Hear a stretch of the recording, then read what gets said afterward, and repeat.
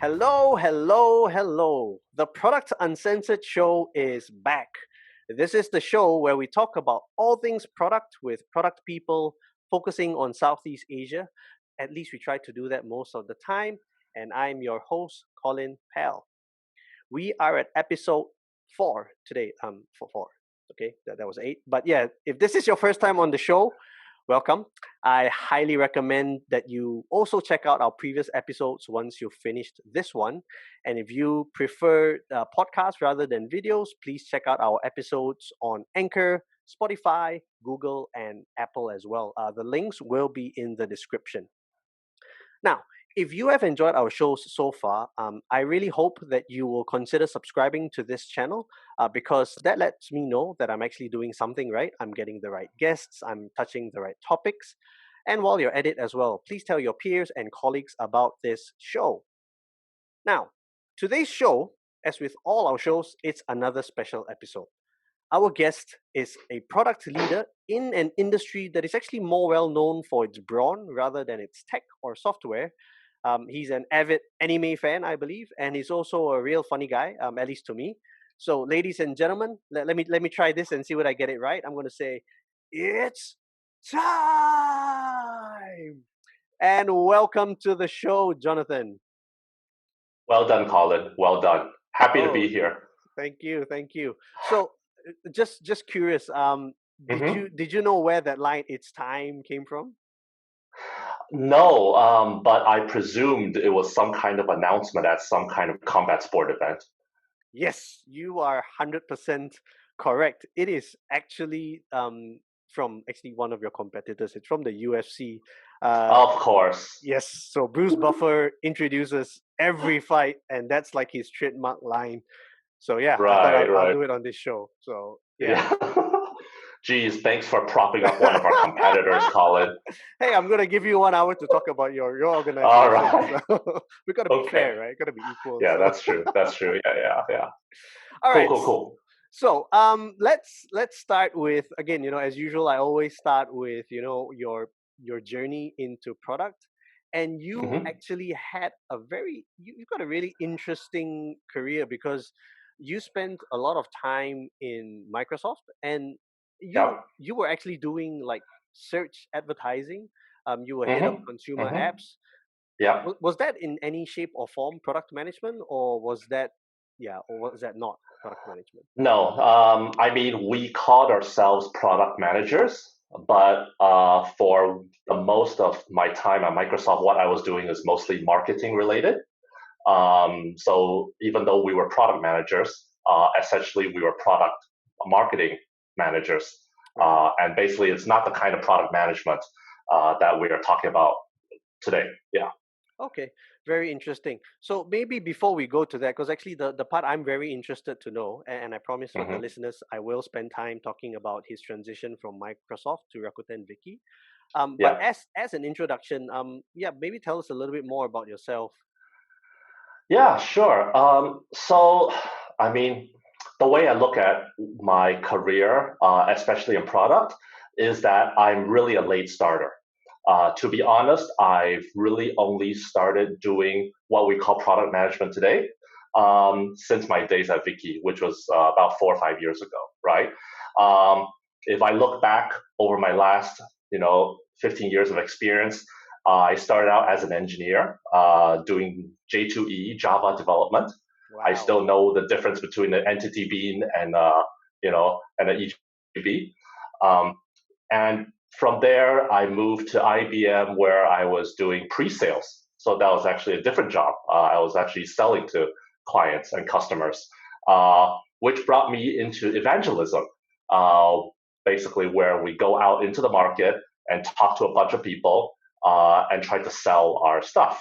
And that's what brought me to Microsoft. They had an opening for developer relations. At Microsoft back then, we called them evangelists. So I was an evangelist. And basically, I did that for a couple of years.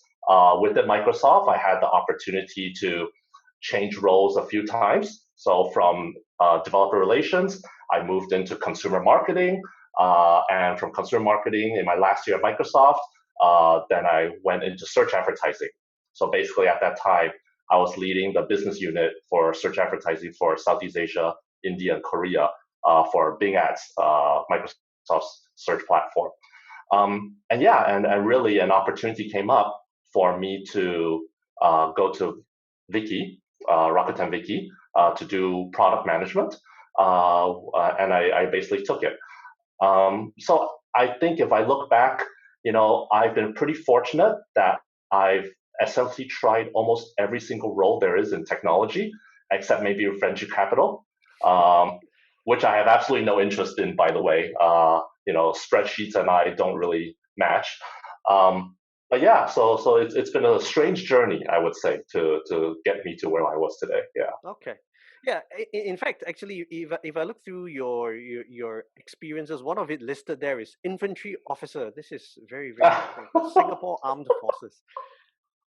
Yeah, I mean, I know some people don't like to put their, I'm Singaporean, right? Yes. So all Singaporeans have to serve in the army. So back then, my time was 2.5 years. I think now it's a bit better. Now it's only about 2 years or less than 2 years. So when I was serving the army back then, I actually was fortunate enough to go to officer cadet school, and I was trained to be an infantry officer. So yeah, I put that on my LinkedIn, being the ever show off I am. And yeah, it was just an interesting time of my life, and I think it was a fun experience, which is why I thought people should know that, hey, this guy actually survived 9 days in the jungles of Brunei before. Right, right. So not this that was will make me. So this No, was not actually. Sorry, go ahead. No, I was going to say not that will make me a better product manager or anything, but Yeah, but you've got survival skills, right? Yeah, I guess so. Yeah. So actually, the infantry officer was part of the NS exercise. Yes, that's right. Yeah, for the listeners who are not Singaporean, NS stands for National Service. So yes, right, that's right. Yeah. All right. So now let's go back to the point of no return, I guess, from Microsoft to Rakuten Viki. So before you joined Rakuten, right? When you were in Microsoft, because you said that the title was sort of product managers at that time, but you were essentially doing product marketing. So did you ever think at that time that, hey, I want to try like the modern or the tech startup related product management role, or was it something that you were actually not looking for, and then Rakuten just came along? How did it come about? Absolutely. So it's the former, basically, and it's not really so much about startup or not startup, because you can do product management at startups and you can do product management in big companies as well. Yes. But for me was that when I was at Microsoft, like 4 out of my 7 years at Microsoft was in consumer marketing, and as a marketer, marketing is also a role where you have the opportunity to be creative. You have the opportunity to build something. You have an opportunity to build something that engages with users, which was really something that I really enjoyed at that time, to basically direct to consumer. But the only difference is when you are running a marketing campaign, even if you're building a micro game or a microsite or are designing some kind of marketing campaign, usually those things are short-lived. So maybe the fruits of your labor, the fruits of your creativity only last for, at most, I give you, 6 months, right? Probably the longest campaign we ever ran only had a duration of about 6 months. After that, it's close it off, move on to the next thing, right? Move on to the next, campaign to engage users with. I really enjoyed that process of building stuff, brainstorming, creativity, which is why I wondered, are there any roles out there that would allow me to actually build something for the users, for the consumers, on a more permanent basis? And that's really what really attracted me to product management at that point in time. Okay, so did you apply to Rakuten Viki, or did you get headhunted? Yeah. No. So the funny thing is, one of my teammates actually applied for a role at Viki at that time. I'm just going to say Viki because Rakuten Viki is a mouthful. Okay, but we know it's Rakuten. We know Rakuten owns them. So one of my teammates at that time actually applied for a product manager role at Viki. So I didn't actually know about it. And for some reason, he couldn't take that role because he was moving to somewhere else, right? So he asked me that, hey, Jonathan, there's this role here. Do you want to try? And I just applied, and I was fortunate enough to get accepted. And honestly speaking, I do have Rakuten, especially my boss at Rakuten at that time, to thank for, because he really did take a chance on me. Until then, I really didn't have any product management experience, like what we call product management today, right? And basically, he took a chance on me, and at the same time, Rakuten Viki also ticked a lot of boxes for me as well. Number one, there was a few industries I was really bullish in at that time, AR, VR, as well as online streaming. So it just so happened that Viki was an online streaming company. It was also a Japanese company. It was owned by a Japanese company. And you know I'm a big anime fan and fan of all things Japan. So that was great. And it was based in Singapore, which was also great. I don't have to move. So yeah, I think it was just really fortunate. A lot of things all came together at the same time. So I took the plunge. Right. Okay. So the follow-up question to that will be, when you joined Viki, right? Yes, I'm also following your lead. We'll call it Viki. Yeah. Did you join straight as the director of product? Yeah. So I think the intention at that time was so a little bit of context. At that time when I joined Viki about 2015, the product function within Viki was not really well established yet. Okay. I mean, by then Viki has already been like about a 4 or 5 year old startup. But a lot of what we would consider like modern product management practices didn't really exist back then during the Viki of old, right? It wasn't until my boss, who led both product and engineering, joined Viki, and he wanted to build up a product team. So the intention was always for me to come in to be a director level product leader. However, when I first started, I started as an individual contributor. 6 months later, then I started taking over the team and so forth. Yeah. Yes. So that's actually one of the things that I find, that it is so interesting about your product journey, because for many, they kind of start as a product manager, then go to the top or go higher in a sense. But for you, you've essentially sort of had the opportunity to short circuit the process and sort of go in as a director of product. And that's what I really want to sort of jump into a little bit. So that learning process, how steep was it for you when you jump straight in and now you're suddenly a product leader, not just a product manager? I would say it was very steep.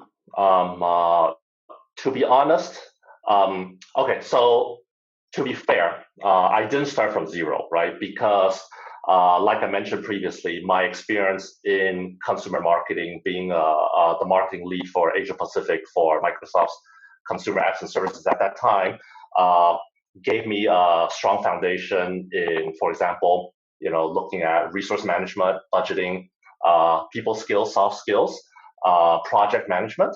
So a lot of those things, as you know, as a product leader yourself, is also directly transferable to what we do in project management. Like, honestly speaking, and this is what I always tell people that I interview when they're applying for product management roles, like in product management, there's really not a lot of what we do that is like rocket science. And I know that's a cliche, but how to set up a Kanban board, how to follow the Scrum methodology, how understanding the RICE framework for prioritization, how to use Jira Confluence, conducting user interviews. To be honest, none of that is very difficult to pick up, right? So what is actually harder to find in a product manager candidate are the soft skills that you need. For example, does this guy have a strong point of view about product? Does this guy communicate well? And things like that. So I think even for me, with someone that came up with no experience, I at least thankfully, I had some of those traits going for me. So I was able to transition reasonably well, although, like you mentioned, a lot of the actual product management processes and practices, yes, that was something that I literally had to learn from scratch. How to do prioritization, how to Mhm. project manage a project and things like that. Yeah. And because you were saying that the role or the team, I would say, was not Hmm. really well established when you joined as well. Hmm. So, what were the things that you needed to do in order to solidify that team that you had to sort of build it up? Yeah. Well, so first things first, it's not all me, right? It's never just a leader, right? Of course, It's of really course. a team. It's really a team effort. I think the first thing that me and my manager back then had to do was to establish the right product planning cadence Hmm. and process. So instead of something that was a bit more ad hoc, we had to bring a bit more structure to it.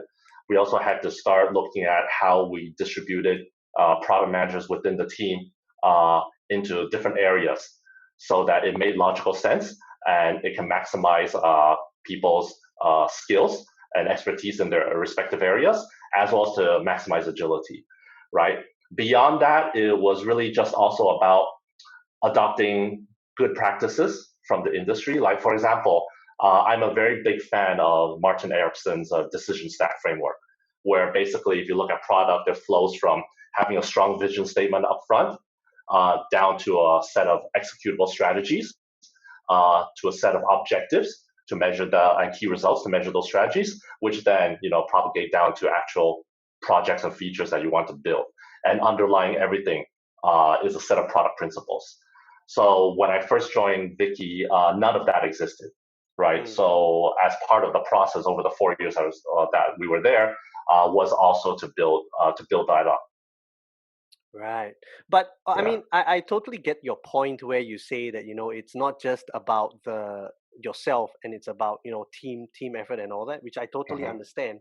But at the same time, I, I mean, if it's a new team, they're definitely going to be looking to the lead for, no, well, maybe not instruction, sometimes instruction, but Hmm. also for motivation and things like that. So, Yeah. how did you identify what you needed to do when you come in? Because um, it sounds like when you came in, there was already a team that was going to be under you, right? Aside from, I'm sure you Yes. did hiring as well. Yeah. So Yeah. what did you need to Mhm. do to say, okay, this is how we're going to tackle it. This is the process we're going to put in place, or, hey, I think I need to work with this person because, foundation wise not so strong. So yeah, how did you Mhm. decide what to do, right? Because it's your Mhm. first product leadership Yeah. role. So certainly, guidance from my manager, coaching from my manager was important uh, and critical. But beyond that, and I hate to use a cliche, but it really was a collaborative effort. I mean, the way that we do product at Viki is a very empowering and collaborative effort. Like, I don't really look at the product managers in our team as like subordinates, but basically we are all partners in this journey of building a kick-ass product for Viki's fans, right? So it's really about, okay, hey, have you thought about this? Should we try this instead? But at the end of the day, the decision of whether to partake a particular path or not always rests on the individual product manager itself. And even me myself as a director of product, I also doubled up as an ICPM as well. So we split our product into different swim lanes. If I remember, 7 swim lanes exactly, right? So I actually took care of a swim lane myself as well. So yeah, I would say it really was a collaborative effort, especially since we all joined. And this is the funny thing, right? Every time I tell people this, the first set of PMs that joined Viki around my time, including myself, we all joined around, within 6 months of each other. And over the next 3 years, none of us left. So there was no attrition at all for the Wow. next 3 years. So it was really because everyone came in, and basically we really enjoyed working with each other. We really saw the promise in the product, and we know that we can grow and improve together. And we did over the last 3 years, right? And basically it was only in my third year at Viki then there started to be some attrition, and then I had to rebuild parts of the team and so forth. But it was really a fun collaborative process for us. But that's a very that's really cool, I would say, because Yeah. yeah, I mean, how many people get to do that, right? Everybody sort of starts off around the same time, so Yes. you build history together, you build your Yeah. camaraderie together, Yeah, so Yeah. that's a really interesting one. I want to go back Yeah. to one point that you mentioned, because you said there were Sure. 7 swim lanes in that sense, Yes. and you Hmm. actually managed one of it, and Yeah. that is something that well, at least from what I've read and seen, is not that common, because usually once you're 2 steps removed from the product, that's usually the level that you're at a director Hmm. level. But Hmm. in your case, you were actually handling one of the initiatives as well. Yeah, how Yeah. talk to me about that. Yeah. So maybe I wasn't behaving too much like a director then. No, no. So at the end of the day, it goes back to like what kind of traits we look for in product people, and one of the traits I do value myself is just basically the ability to get things done. Now, in the ideal world, do I want to also take on the icy responsibilities of a swim lane? Maybe, if it's fun, right? If it's something that's interesting. But at the end of the day, the more time I allocate myself towards being a PM for that particular swim lane means the less time I can help my other PMs in the team and basically do the director level stuff I have to do, Correct. right? Um, but again, like everything, it was born out of necessity. Um, there's always going to be cases where resourcing is going to be an issue, or because of other circumstances. Maybe this is an area that coincidentally only you have this particular skill set or know-how from your past experience to be able to handle that. Mhm. So I would say it's a combination of a little bit of everything. It just ended up that that's what I had to do, but it's okay. We managed. We got by. Was that something that you did all the way through your time in Viki, or was it something that eventually you handed over to an actual uh, PM to do? No, so even in terms of my 4 years at Viki, our swim lane allocations have changed. Every 2 or 3 years, we would probably shuffle things a little bit just to keep things fresh for PMs and also to have some kind of job rotation. But almost during my entire career at Viki, I was always in charge of some aspect of the product as an ICPM. Okay. I'm sorry. Just to make sure I clarify this for the listeners, Mm. ICPM here will be individual contributor contributing Yes. product manager, right? Yes, not to be confused with ICBM, which is Intercontinental Ballistic Missile. Okay. Okay, that's a dad joke. Sorry about that. Okay. That one totally flew over my head. It's like ballistic missiles. Like, wow. Okay. That's so cool. Yeah, but yes. So just in case some of you are wondering what does ICPM stand for, it's usually when you are an individual contributor and you are not having any line management duties in that Yeah. sense. So Hmm. I want to dig some more into this, because again, it's also interesting. Okay. Did you feel like you or your team had a sort of almost conflict of interest, because you were essentially, the boss of the product managers, and at the same time you're also the PM of a swim lane.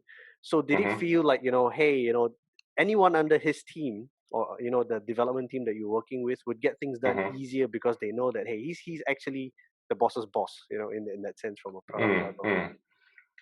No, not at all. In fact, I would say it's actually the opposite.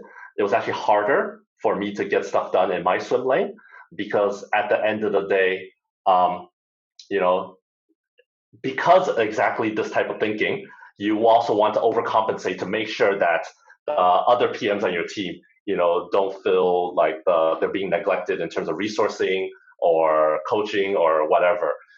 So I would say, it was a conscious effort to make sure that everyone had their equal, share of the pie, so to speak.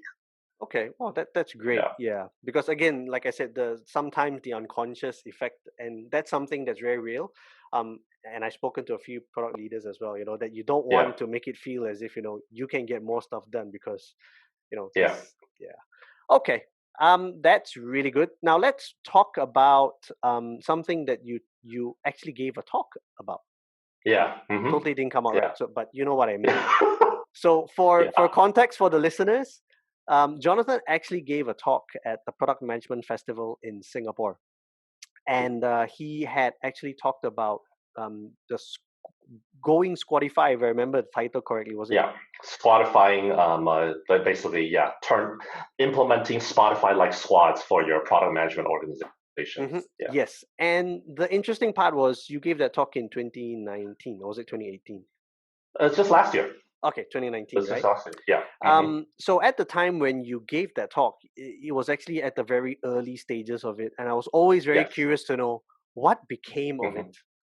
So can you Yeah. tell us a Hmm. bit more about the journey since then and what has happened to that initiative? Has it worked? Sure. So again, maybe just a small recap of context.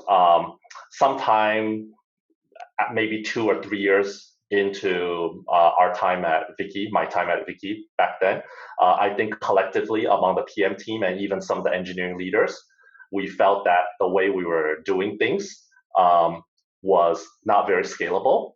There was a lot of overhead in terms of communication between different component teams and whatnot. So we wanted to try to shift to more of a squad-based model. Basically, what was popularized by Spotify, as well as like some other people as well. Amplitude, they call it pods, but it's basically the same concept, right?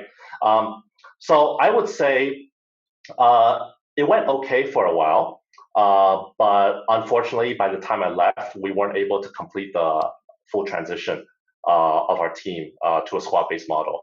And I think there's a couple reasons for that. So first of all, we tried with one squad first, which was a monetization squad.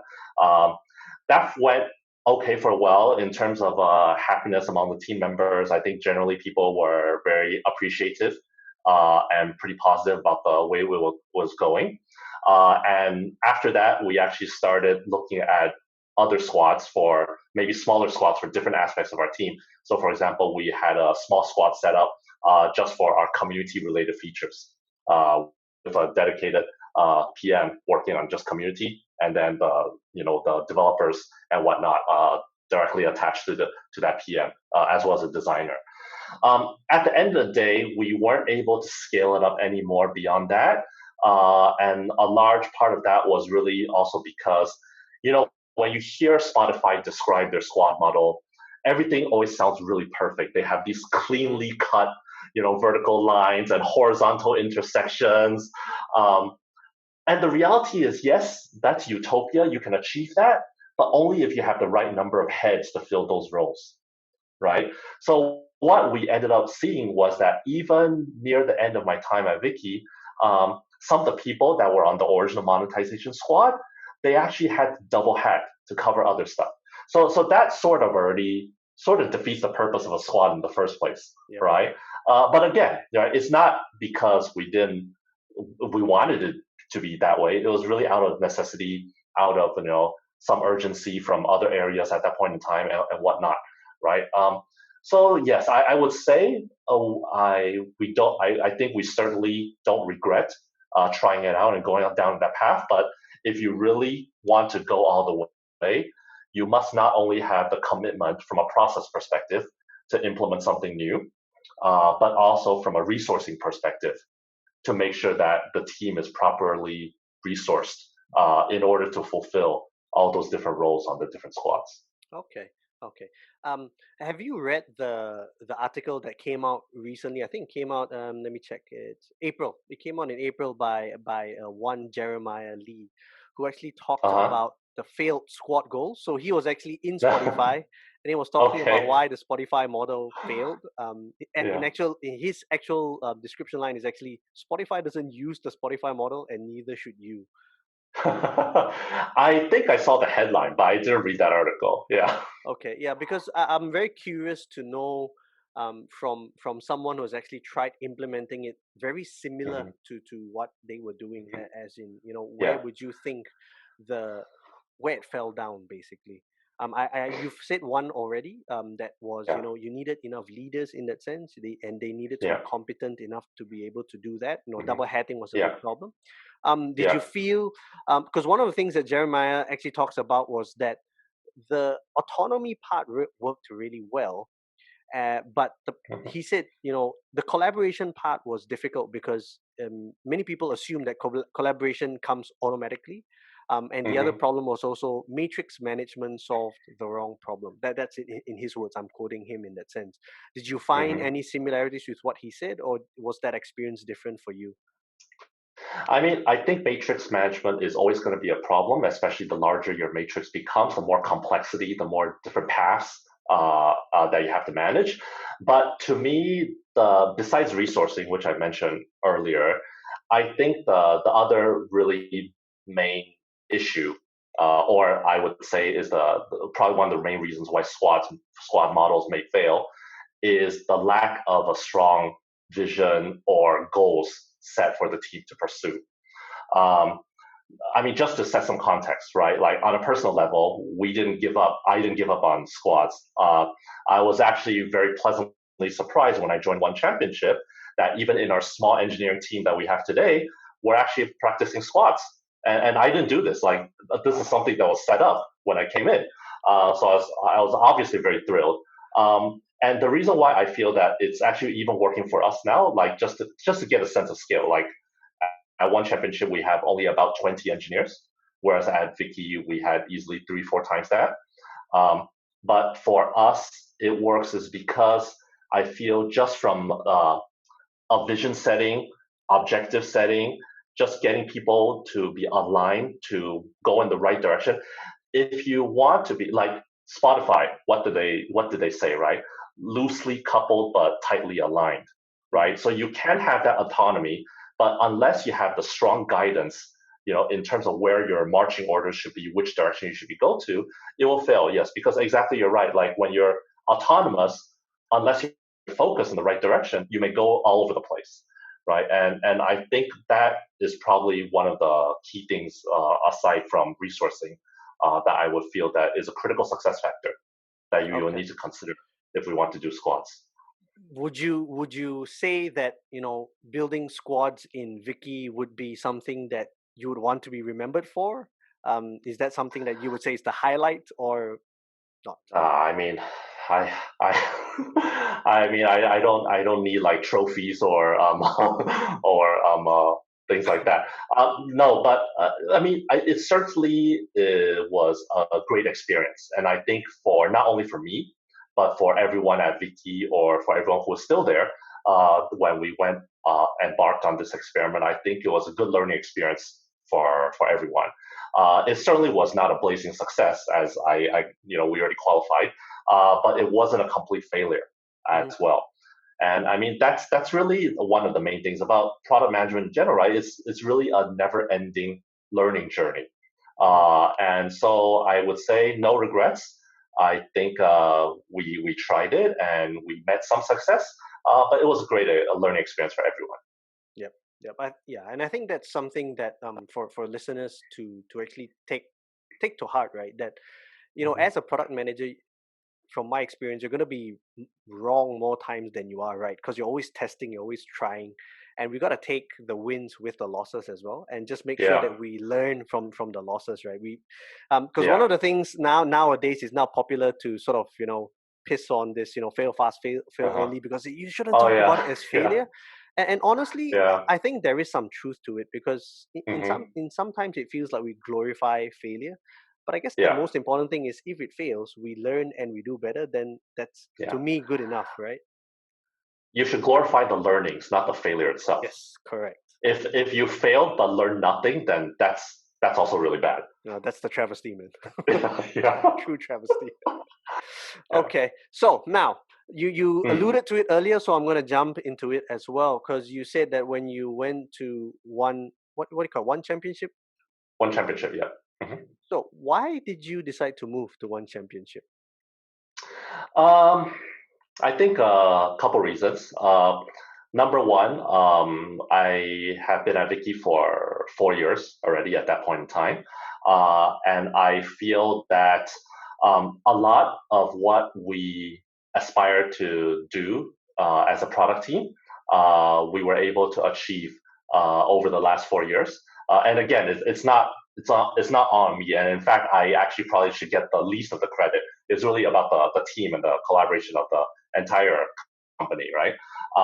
But I felt that it was in a good place, to be honest. Uh, and I also mentioned that about 3 years in, we had some attrition on the team. But by the time I left, we were able to build out the product team again to its full strength. So I felt just in terms of timing, it was right.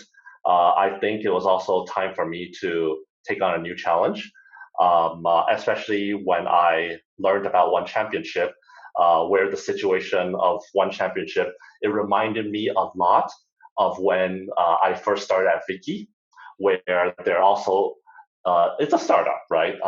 And especially the product engineering function didn't even exist as early as 2 years ago.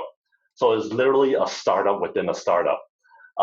So that challenge of actually coming in to help build out some of these processes and this product and engineering function again, that was attractive to me. And I took that as a challenge I wanted to try. Not to mention One Championship. I think one of the things that wowed me the most during the interview process was just how strongly convicted uh, our CEO Chatri, as well as the entire company, is around our central vision and mission. Mhm. And it's really rare, based on my experience, to see a company with such strong vision and mission statements and conviction of this is why we're doing this. Yes, I know every company has a vision and mission, but some people just pay lip service to it. But some companies really do believe it. And One Championship really is a company that believes in that. And that was something that I haven't really experienced before. So yeah, I thought the timing was right. Okay. Um, Before we continue into One Championship, I actually want to rewind Hmm. a little bit. Sorry, because Sure. you made a point that I have actually not heard very many times. Like you said that, Yes. after you'd been at Vicky for about 4 years, at the Hmm. 3-year mark, there was attrition, Hmm. and then you felt like Yeah. it was time. Now, this is the Hmm. question that I wanted to ask you. As a product leader, right? How do you know that it was time? Do you was it because you've achieved something, or because you felt that you've done all that you can? What is the definition here of it was time?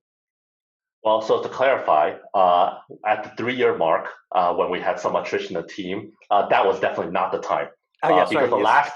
the last thing a product leader wants to do is leave the team when it's at its weakest, right? Yeah. Um, no, but so that was not the time. But I told myself that if I were to leave Vicky at that time, I must make sure that I am to leave it in a state that Mm, I know that will have continued success, with or without me. Like at that point, like I wouldn't even matter anymore, right? Or if I get hit by a bus, it doesn't really matter. The show will still go on, mm, right? Um, so we reached that stage, maybe a year and a half after the 3 year mark. So that was when we were able to rebuild the team. Some of my earlier teammates, who I actually still keep in contact with today, they all moved on to different places, and I basically rebuilt the product management team to full strength. At that point, we had the strong, clear processes in place. I think the product was in good shape. Uh, Especially with the COVID pandemic, all entertainment properties and services basically like doubled their MAU numbers overnight. So, I think yes, it's hard to say when is the yeah. time, Yeah. but you'll know when is the time. Mm, When you feel that there's nothing much more that I can contribute here, yeah. so it's time for someone else to take a shot. Yeah. Okay, because I actually had that question asked to me before, like when did I know that was my time? And I was actually relating Mm, to someone about how, to me, it was very similar to you as well, right? You want to build something. You came in with the sort of the goal of achieving X, and yeah. after you've done that, I feel like, okay, then you're in a good enough state to say that, yeah, even if I move on, it's not going to Yeah. impact the company. So I think for Yeah. those who are aspiring product leaders, people in the product management scene, uh, don't Yeah. don't just leave stuff abruptly. It's hard to do, Mm, I know. yeah. But trust me, if you're passionate about product and building stuff, you'd want to leave Yeah. it in a good state. So don't Yeah. don't take that jump so quickly, unless you really Yeah. have to. And what's that old saying, right? Like in management, the ultimate goal is to make yourself redundant. Yeah, work yourself out of a Yeah, job. right. Yeah, Mhm. Okay. yeah. Yeah. So thanks for really going into that, because again, this is a challenge for a lot of younger product managers, especially when if you want Hmm. to go up, and the common way to do it. I think I mentioned in one of my earlier sessions was that you can jump. But I think that if you jump too much without really being able to prove or show that you've done enough, Mm. you put your future at risk in that sense. Yeah, yeah, yeah. Mhm. You always want to have something you are able to look back to and say, hey, you know what? I made an impact there, and this is what I did. Yeah, Yeah. agree. Yep. So coming back to one championship. So Hmm. Chatri, you're saying you were very impressed with how dedicated he was to the vision, and that's one of the things that I wanted to ask you about, because one championship is essentially the kind of startup that you say is almost synonymous with the founder. Like literally, Hmm. the Yeah, founder's brand is as strong as yeah, the product's brand in that sense. And yeah. I believe that's not really the case. Well, at least not since Bill Gates left for in Microsoft or in Rakuten Viki Hmm. as well. How different Yeah. is it working in that environment versus your previous roles? I mean, I think when you have a company that is so synonymous with the founder's brand, I think it certainly has a lot of benefits. Obviously, there's probably some downside as well, but I think the benefits far outweigh the downside. Um, for one, Chatri is a very genuine person, right? He wears his emotions on his sleeve. Um, he is and this will sound like a pitch for one championship. It is not, okay. No, he has a very strict set of core values. I mean, being a martial artist himself in the past, he has a very strong set of core values that he follows, and he wants all of us to follow at one championship as well. And basically, if you look at what our vision statement, our mission is, um, it's a really aspiring one. And if you ask how we came up with that, I would say it really also came from Chatri's experiences, and basically his point of view of the world. Um, the important thing I feel is not how uh, how strong your founder's vision is, or how synonymous the founder's brand is with the company, is that the company as a whole, and it goes back to what I mentioned earlier about Martin Ericsson's decision stack, right? Um, you want to start out with a strong vision, right? Hmm. And a lot of companies don't really do that. So a lot of time is spent uh, justifying to people internally as to why we should do this. Whereas if you Yes. have a company that is very aligned from day one, like literally, if you don't believe in the mission, then you probably shouldn't join the company, right? If you can get rid of all that nonsense in terms of like justifying why we're doing certain things, then actually everything else becomes a lot easier, a lot smoother, right? And to be honest, like that was one of the biggest areas of contrast I observed when moving from Rakuten Viki to One Championship, was really in this strength and conviction of mission. Our mission is really to inspire the world, through real life superheroes, that practice martial arts, through our events, through our content, and so forth. I mean, I'm paraphrasing here, but this is obviously something that we strongly believe in, especially in this point in time. Hmm. Yeah. Yeah. And did you feel like when you were sort of pondering the move to one championship, did you have any concerns that someone with such a strong brand, strong character would also end up being someone who would be so involved with all aspects, having fingers in everything, that would interrupt or interfere with your role as well? So that's a euphemism for saying micromanaging, right? So thank you for saying what I didn't want to say. No, so I mean, I mean, this is not a diss, right? But logically speaking, it stands to reason that for companies that are very founder focused, certainly there will be some level of micromanagement Hmm. involved, right? Hmm. Uh, but again, like there's different kinds of micromanagement, right? There's the kind where it's either my way or the highway, Mm-hmm. You just do this. I don't care about what you tell me or what alternate proposals or what you think, but this is just what I think is right, and let's just do this. Or micromanagement in the sense that, I am concerned about these areas, which is why Mm-hmm. I want to put more attention on it. However, at the end of the day, I'm still empowering you to do your job, Mm. right? So I feel that, thankfully, I won championship. It's more of the latter.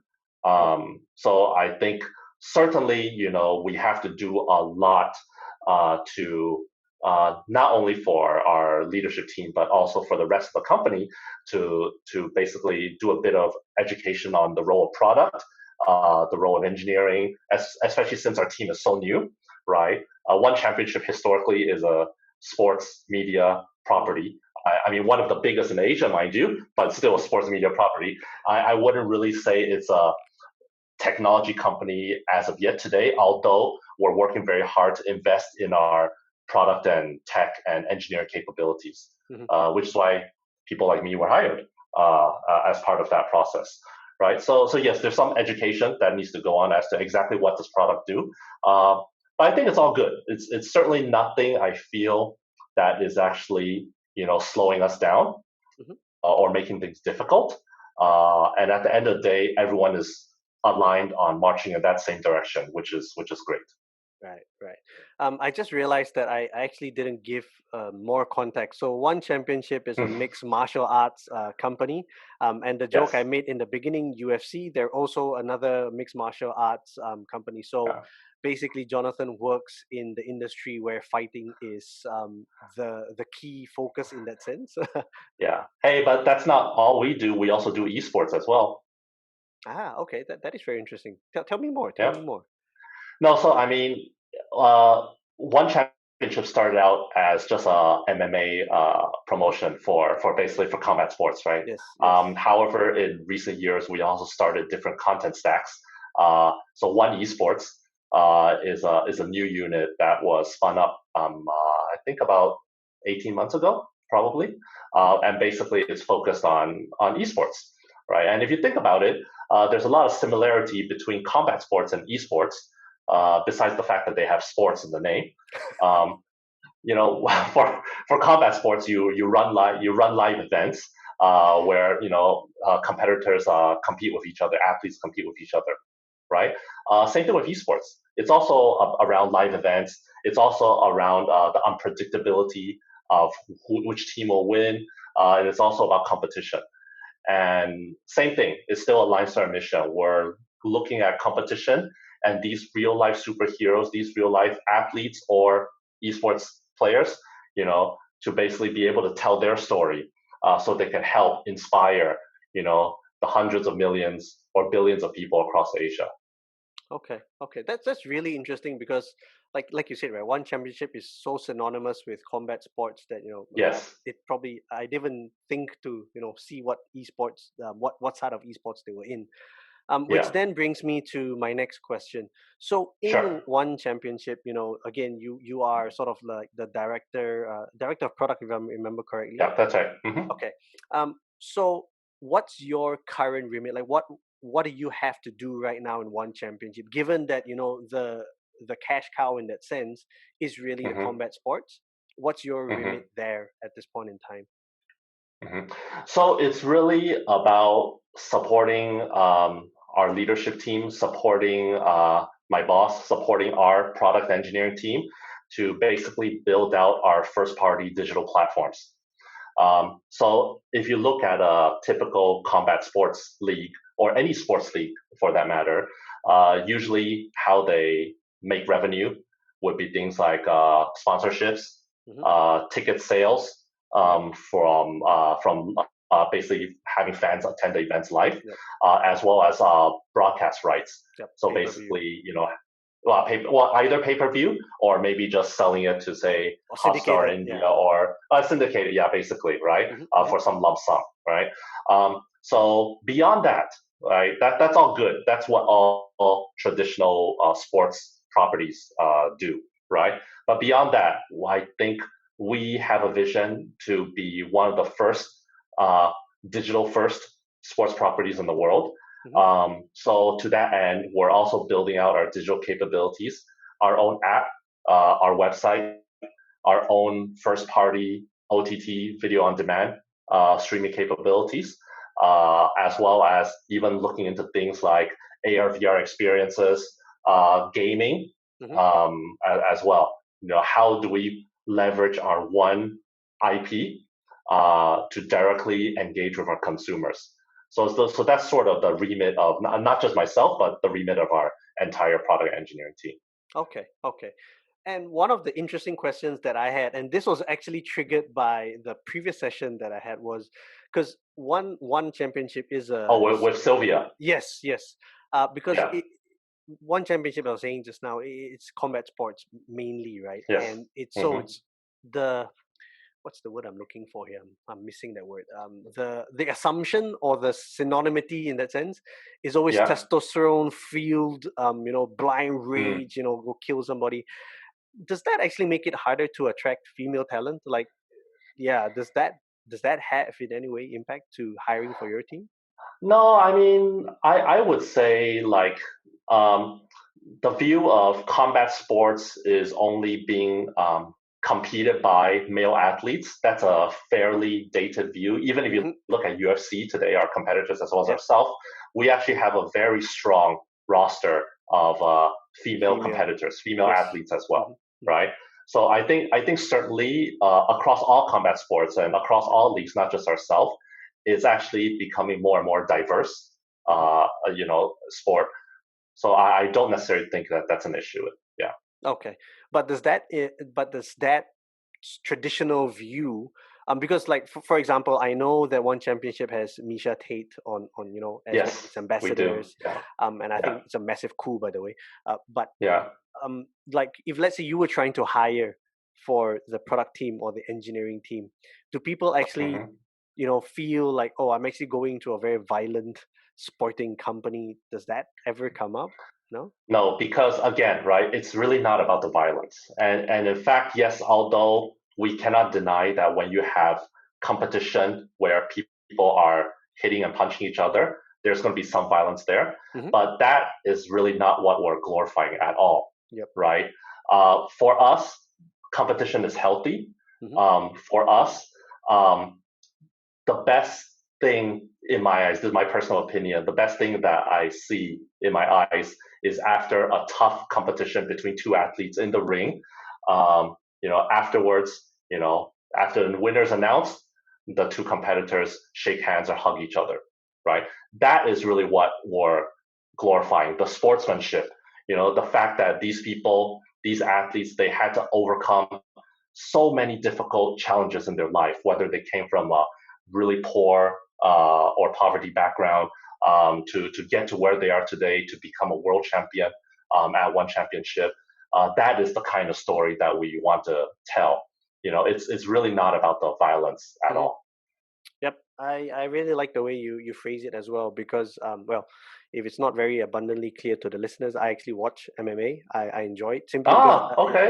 yeah. So and I think the part that's always been difficult for me to explain is because of what I just mentioned. People always talk, associate it with violence, and it's like, yeah, Yeah, it is a sport that has blood, sweat, and tears, but in yeah. that sense, you really look at the dedication to the craft, and you Hmm. feel that that is something to be respected. So yeah, I really like the way you Yeah, put it there. Um, exactly. Yeah. mhm, mhm. So I think I'm going to move on because I would actually love to dig in a bit more, but I'm afraid that we're gonna like take really really long. So Okay. I'm gonna settle on one last question about your experience in one championship, and that Yes, question would please. be, what would you say has been the biggest bonus or the best part about joining one championship from a product management or product leadership perspective compared to your all your previous roles? Um, I would say I mean, there's certainly a lot of different things, and I mentioned some of them earlier, like strength of vision and all that. But I would say that um, we are very early in our journey, which means that everything is still very malleable at this point. Um, So there's a great opportunity for us to go in multitude of directions. There's no sacred cows we can't slay. Um, so basically, the fact that because we're so early, we're just starting out on this journey. The sky's the limit. There's really no limit in terms of our thinking or our aspirations of what we want to do. And to me, that's really the best part, because if you want to join a more established company, whether it's a Facebook or Google or Microsoft or Amazon or whoever, right? Become a product manager there. Generally speaking, if you're a more like mid-level junior position, you'll go in and you'll be more or less confined into this scope, right? Not necessarily a bad thing, because working for big companies has its own benefits as well. Otherwise, I wouldn't stay there for 7 years at Microsoft. But you're more or less constrained. But in a company that's just starting out, or at least the product and engineering function is just starting out, there's a lot of room to basically chart your own path, right? And not just your path, but the path of the product, to be able really to show impact. And I think that really is the very attractive part of the job. All right.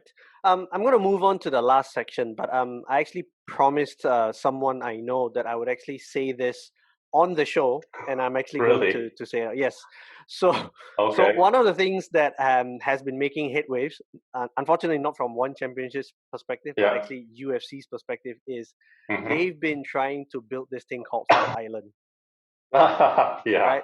And so they're trying to build Fight Island so they can fight, whether there's a pandemic or not. And one of the things I was saying, one championship should really take that as an opportunity to one up them and say, you guys want to build a Fight Island? Well, guess what? We are headquartered in an island, so we already have our own Fight Island. We're already on the island, right? Yeah. It's a terrible joke, but I promised a friend of mine I would say it, so yeah I would. Fight city state. It's probably a terrible dad joke as well, but anyway. Yeah. Now the last section is the part which I always get the most perplexed faces and the most comical replies, to talk about the song that you would want to recommend to listeners. And I must say that this was very interesting, because you actually said the song that you wanted to recommend was by this band called Oh My Girl. Yeah. And they sang the song called Nonstop, and it's K-pop.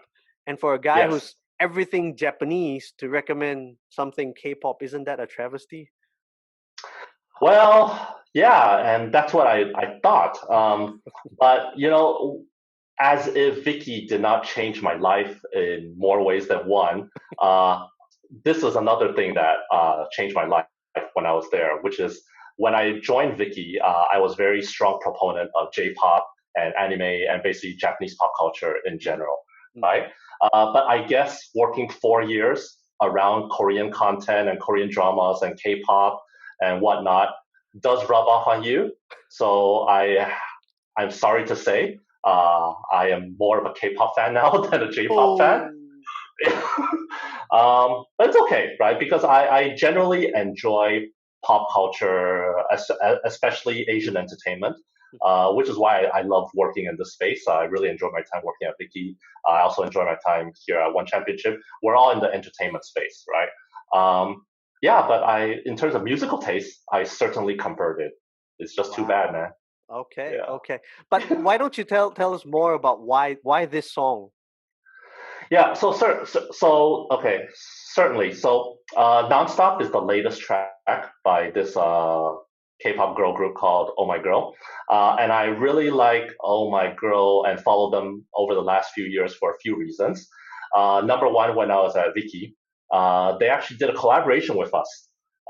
So they actually came and did some, that was actually the first time I actually found out about them. And although I was not there for the video shoot, I heard from all my colleagues that they're like these, besides the fact that they're celebrities, but they're also like super down to earth and really genuine and very nice and very kind people. And so I just started to listen to their music, and I feel that I look at them and I look at myself. There's some parallels. I mean, that sounds gross, I know, But I do see some parallels in the sense that just like me and my journey in product management, I'm a late starter, a late boomer, so to speak. In K-pop, they're also sort of a late boomer. They really didn't hit their stride until really the last year or two, right? Even though they debuted for about 5 years already, right? So in fact, this track, Nonstop, was actually the first single they had that actually got number one across all of the real-time digital charts in Korea. And it's actually the first time that they actually won first place at all of the music shows in Wow. Korea as well, right? Okay. Um, and beyond that, if you just look at the musicality wise, honestly, I don't know how deep you go with your guests in terms of the song segment, but I'm just going to go on. If you look at the musical style, the musicality, their style is very flexible and very versatile, very fluid, right? One moment it's a hard hitting EDM track. Another moment it's really a soft, almost like fairy like ballad. Another moment it's a girl crush concept. So as a group, they're tremendously versatile, and I like to look at myself. Again, I know it sounds gross, but I like to look at myself the same way as well because I've done a lot of different things in tech before. From Mhm. sales to engineering to marketing, to managing a P&L, to now doing product management. So yeah, it jives with me, man. Okay, yeah. I must say that you said that it was gross. It's not gross, but I have to tell you the mental image is quite disturbing. So yeah. Okay. Yeah. I tried to look at the lyric translation in English, and Okay. Okay. I can't really get I can't really get it. So maybe as a last question for the Yeah. show, right? What is that song about? Uh, to be honest, I don't know. I don't care. Like I don't know Korean. I just listen to the music. Okay. But I do like all K-pop songs. It probably has something to do with love, something to do with romance, something to do with friendship, Hmm. something to do about you know don't stop doing whatever you're doing nonstop. Yeah. I don't Okay. know. You've ticked Yeah. all the boxes already. It's just that all it the had all the different genres, right? yeah, but it had all four things in the same song, which was I was kind of confused. Like, so is this like a Yeah. romantic song? Is this like a like an Yeah. encouragement song? I don't know. It sounds like everything. Yeah. All It's just right. a song that sounds good. Okay. And sometimes that's what matters, right? Just make people feel good. Exactly. Yeah. Okay. All right. So I want to thank Jonathan. Thank you so much for being on the show. I really wish you all the best. I'm really hoping that one championship becomes really huge and be the flag bearer of Southeast Yeah. Asia and combat Hmm. sports. And hopefully one day we'll have you back on the show too to tell us about that Yeah. success. Appreciate it. And seriously, this was super fun. Thank you so much for inviting me. All right, thank you. So that, ladies and gentlemen, was Jonathan Wong, who is now currently director of product at One Championship, and I really want to thank him for being on today's show, and also for all of you who have listened or watched until here. Once again, if you have enjoyed our show on YouTube, I do really recommend that you like and subscribe. Or if you are listening to the podcast, to download and follow as well. You can read more about what we write about at our website, www.productuncensored.com. And everyone, please stay safe, and I will see you at our next show. Thank you so much, and bye bye.